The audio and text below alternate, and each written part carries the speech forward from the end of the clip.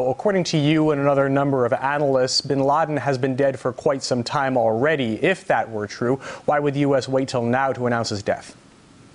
Well, first, let me correct you. I'm not in New York. I'm actually in Japan.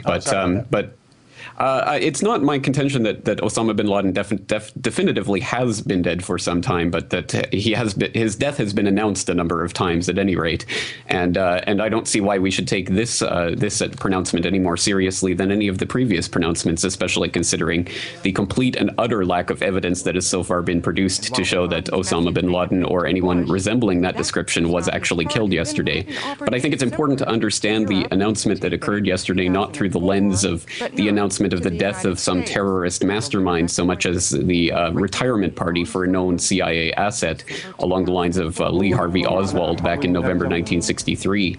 And I think Lee Harvey Oswald is probably the best analog for Osama bin Laden as someone who did not have the means, motive, or opportunity to do what he allegedly did, not only killing President Kennedy, but also waltzing in and out of the Soviet Union at the height of the Cold War after having been working at the top secret Atsugi Air Force Base with no questions asked, using money that he didn't have at the time.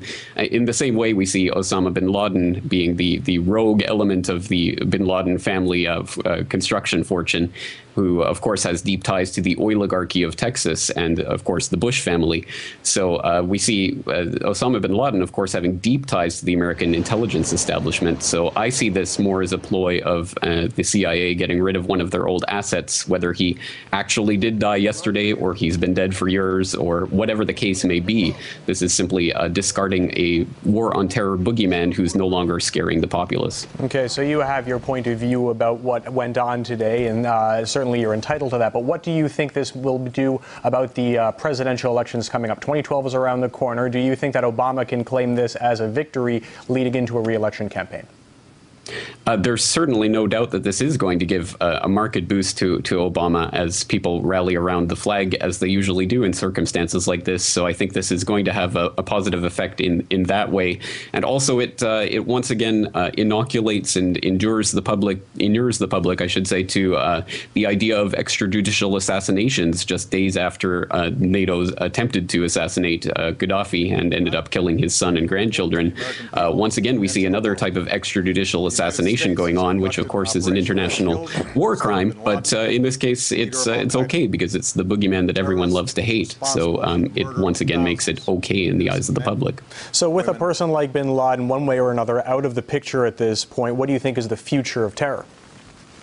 Well, I think at this point, it's for anyone who has been paying attention over the last 10 years, it's been quite obvious, but I can't see how the perpetrators of the war of terror can any longer pretend that terrorism itself is actually some sort of enemy combatant with that consists of some sort of army led by some sort of shadowy mastermind in a cave in the hills of Afghanistan, so much as it is simply a word that means anything that is opposed to U.S. oligarchical interests. But it's more than just that. I mean, there's terrorists striking Russia right now. There's Doku Umarov doing his occasional action here. There's terrorism going on in the Middle East. I mean, it's not something that's simply striking the United States or something that's purely instigated by the West.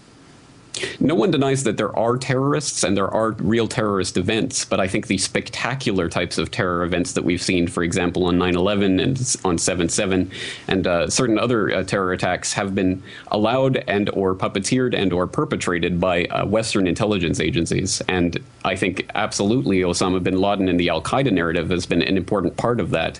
When you go back to the 1980s with Afghanistan and the roots of al-Qaeda, you see that Osama bin Laden was directly supplied by the U.S., who were selling his men arms at reduced rates. In the 1990s, you have FBI whistleblower Sibel Edmonds testifying that the information that she had at the FBI indicated that bin Laden was working hand in glove with the U.S. intelligence establishment throughout the 1990s.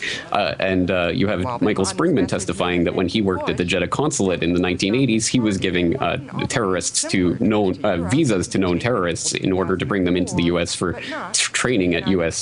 Military bases.